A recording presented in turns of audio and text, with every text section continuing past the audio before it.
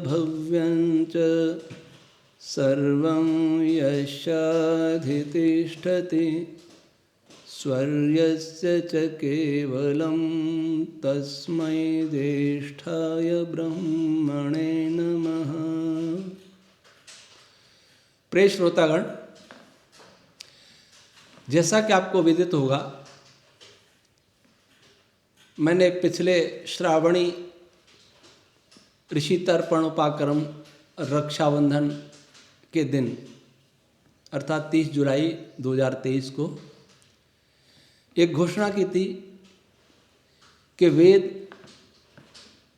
मनुस्मृति, ब्राह्मण ग्रंथ, निरुक्त, आरण्यक, उपनिषद, दर्शन, रामायण, महाभारत, सत्यार्थ प्रकाश एवं ऋग्वेदादि भाष्य भूमिका, इन ग्रंथों पर कोई भी आक्षेप करे, कोई इस्लामी बंधु, ईसाई, यहूदी, बौद्ध, वामपंथी, जिनको भी आक्षेप करने हैं, क्योंकि आक्षेप आज हो रहे हैं। सबसे ज़्यादा लक्ष्य तो वेदों को बनाया जा रहा है और बड़े घृणित विभत्स आरोप लगाए जा रहे हैं सोशल मीडिया में। बहुत सारे चैनल तो इसीलिए हैं, आस्था मुक्ति है, साइंस जर्नी और एक और है, लोग हमसे कहते हैं उनका उत्तर दो। उनको भी मैंने कहा था, अपने वीडियो में कहा था कि ये चैनल का नाम लेकर के इस पे आओ। सोशल मीडिया में बोलने से कुछ नहीं होता, प्रामाणिक रूप से लिख के दीजिए क्या आक्षेप है और किस मंत्र पर आक्षेप है, क्या उस मंत्र का आपने भाष्य किया अथवा किसी ने जिसने किया उसको उद्धृत करें। और इस घोषणा को खूब प्रचारित किया गया था और सबसे अनुरोध किया गया था कि इसका खूब प्रचार करें ताकि लोग आक्षेप भेज सकें। 31 दिसंबर तक का समय दिया था, 4 महीने बहुत होते हैं। बीच बीच में हर महीने भी इस घोषणा को दोहराया जाता रहा। मेरे पास जो आक्षेप आए हैं लगभग 134 पृष्ठ हैं, वो हमने सब जगह भेज दिए। आर्य समाज की सभी सभाओं को, शारदीय सभा जो 2 बना रखी हैं, परोपकारिणी सभा को, और जो मेरे विरुद्ध जो आग उगलते हैं, जो प्रश्न करते हैं, जो वीडियो बनाते हैं, सत्यजीत जी को, रविंद्र जी को, आनंद प्रकाश जी को और बहुतों को, बाकी का नाम नहीं लूँगा क्योंकि बाकी मेरे विरुद्ध कोई बोलते नहीं है। शेष का नाम लेने से अच्छा नहीं रहेगा, वो व्यवहारिकता नहीं है। पर मैंने लगभग सभी विद्वानों को व्हाट्सएप अथवा मेल से वो सब आक्षेप भेजे हैं। शंकराचार्यों को, भारत के संस्कृत विश्वविद्यालयों को, विश्व हिंदू परिषद को, राम जन्मभूमि जो ट्रस्ट है इसके अध्यक्ष को और बहुतों को भेजे हैं। और उनसे अपेक्षा की गई है कि वेद तो हम सबका है। मैंने तो घोषणा की, ठीक है, वो तो मुझे पूरी करनी है, लेकिन जो वेद का नाम लेते हैं, बड़ा बड़ा यश और धन कमाते हैं वेद के नाम से, क्या उनका कोई दायित्व नहीं है? आर्य समाज में भी वेद पारायण यज्ञ होते हैं, वेद प्रवचन होते हैं, वेद कथाएं होती हैं, वेद प्रचार होता है, वेद प्रचार वाहन चल रहे हैं। पौराणिक भी मंदिर में पूजा करेंगे, वही वेद मंत्र। यहाँ भी राम जन्म, कल पूजा होगी राम जन्मभूमि की, वहाँ भी वेद मंत्रों से कहा जाएगा, वेद मंत्रों से प्राण प्रतिष्ठा की, वो जो भी आडंबर होता है उसे वेद के नाम से होता है। कोई कोई कहता है वेद, श्री राम का नाम वेद में, को हनुमान जी का नाम वेद में, बहुत सारी चर्चा चलती हैं। अर्थात वेद का नाम लेते सब है। तो जो वेद का नाम लेते हैं और ये मानते हैं कि वेद सर्वोपरि है, ईश्वरीय है, और उस ईश्वरीय ग्रंथ पर जो हमारा प्राण है, भारत का प्राण है, वैदिक सनातन धर्म का प्राण है, इस ब्रह्मांड का प्राण है, उस पर कोई आक्रमण कर रहा है, तो उसका उत्तर देना क्या हम सबका दायित्व नहीं है? कोई ये कह के बच नहीं सकता मैं तो दर्शन का विद्वान हूँ, मैं तो उपनिषद का विद्वान हूँ, मैं तो साहित्य का हूँ, मेरा विषय विज्ञान नहीं। वेद है कि नहीं है? आर्य समाजियों को तो वेद पढ़ना पढ़ाना परम धर्म का महर्षि दयानंद जी ने, तो उनको तो उत्तर देना ही चाहिए। पौराणिकों को इसलिए देना चाहिए कि वो सनातन सनातन की बात करते हैं और वेद ही सनातन है, तो उनको भी उत्तर देना चाहिए। वो भी मानते हैं कि वेद ही सबसे महान ग्रंथ है, सबसे पुराना ग्रंथ है, सबका आधार ग्रंथ है। अब आप जो भी मेरी बात सुन रहे हैं वे मुझे बताएं कि उनकी दृष्टि में कोई और विद्वान है क्या, जो मैंने नाम नहीं लिए सबके, पर आपकी दृष्टि में कोई सबसे बड़ा विद्वान हो जो इच्छुक हो इन ग्रंथों में से किसी भी ग्रंथ के उत्तर देना, तो उनको और भेज दो, मुझे सूचना दें। और नहीं तो अपने अपने परिचित विद्वानों को कहें कि आपको क्या व्हाट्सएप मिला, क्या मेल मिला, नहीं मिला तो हम फिर भाई भेज देंगे। इसको बचाएं।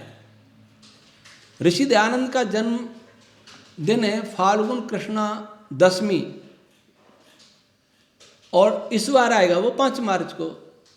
ये 12 फरवरी को टंकारा में हो रहा है, ये तो अंग्रेजी तारीख के हिसाब से, सरकार के हिसाब से। हम तो हिंदी तिथि से मानते हैं। 5 मार्च तक मैं प्रतीक्षा करूंगा, उसके बाद मैं ही उत्तर देना प्रारंभ करूंगा, अगर कोई उत्तर नहीं दे सका तो। और कोई उत्तर देगा जो मुझे भेजेगा, वो उत्तर मुझे अच्छा लगा तो हम उसे प्रकाशित करेंगे उसी के नाम से। लेकिन उत्तर ऐसा होना चाहिए जिससे मैं भी संतुष्ट हो जाऊं।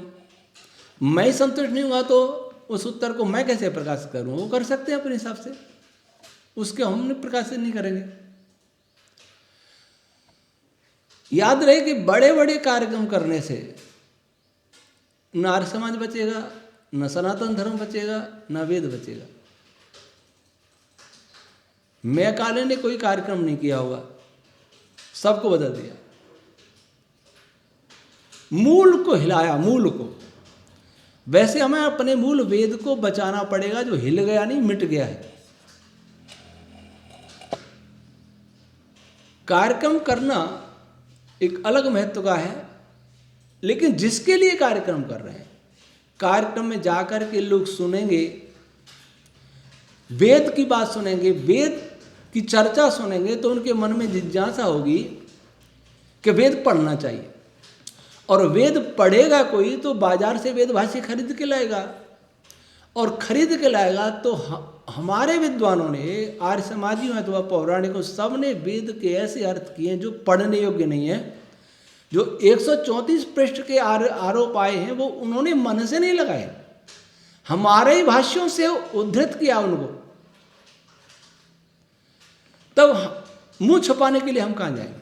ऋषि दयानंद के भाष्य छोड़ दें, उनके तो आधे हैं, आधा वेद लगभग किया।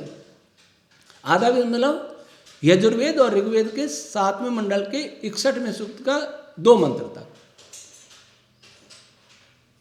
वैसे उन्होंने यजुर्वेद उसमें लिखा है कि ऋग्वेद के भाष्य के पश्चात वो कैसे हुआ, क्या हुआ, कहाँ गया अवशेष, वो भी शोध का विषय है।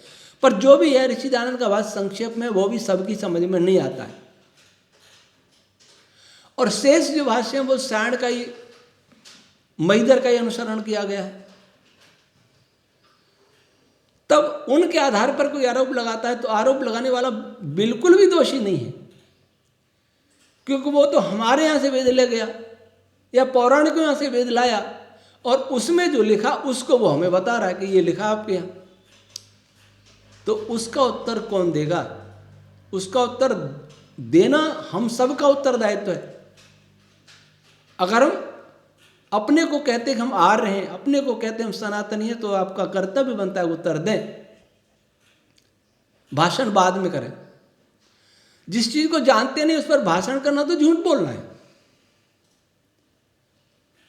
मैं नहीं जानता कि वेद क्या है, मैं नहीं जानता कि वेद में सत्य विद्या है कि नहीं है, तो मैं मंच पर बोलूंगा तो मिथ्या भाषण हुआ।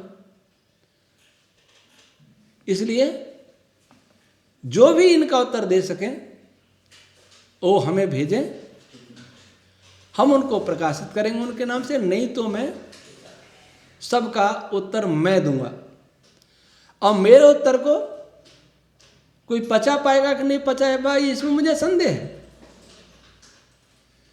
क्योंकि इस काम में न सभा कोई साथ है, न कोई शीर्ष व्यक्ति साथ है। शीर्ष व्यक्ति मतलब विद्वान, बहुत विद्वान है भी साथ में, बहुत विरोध में भी, लेकिन खुल के साथ देने वाले बहुत कम हैं। साथ देने वालों को भाई मैं नहीं बताऊंगा नाम, क्यों उनके भी पीछे लोग पड़े। पौराणिक समाज का कोई व्यक्ति नहीं, कोई नहीं बोल रहा वेद के लिए, लेकिन मैं अपना कर्तव्य निभाऊंगा। उस उत्तर को हम पुस्तक के रूप में प्रकाशित करेंगे, चाहे वो ऑनलाइन उसको किस रूप में प्रकाशित करें, वो प्रकाशित करेंगे। जैसा हमारे पास आर्थिक संसाधन होंगे उसी प्रकार से हम व्यवस्था करेंगे, या तो उसको वैसे ही प्रचारित करेंगे या फिर पुस्तक रूप में प्रकाशित करेंगे, पर उसको प्रकाशित हम करेंगे। और उसके बाद वेदों पर आक्षेप लगाने वाले फिर मौन हो जाएंगे, और फिर भी लगाते हैं तो वो निर्लज्जता की बात होगी। तो आप सभी से आग्रह है कि आप सभी जिन जिन विद्वानों से के संपर्क में हैं उनको कहें कि आपको उत्तर देना है तो आक्षेप मंगाऊं, या आपको आक्षेप मिल गए तो उत्तर दीजिए जिन जिन का दे सकें, और नहीं मिले तो मंगा दें। मैं प्रतीक्षा करूंगा ऋषि दयानंद के जन्मदिन तक, उसके बाद मैं उत्तर देना प्रारंभ करूंगा। ओम शम।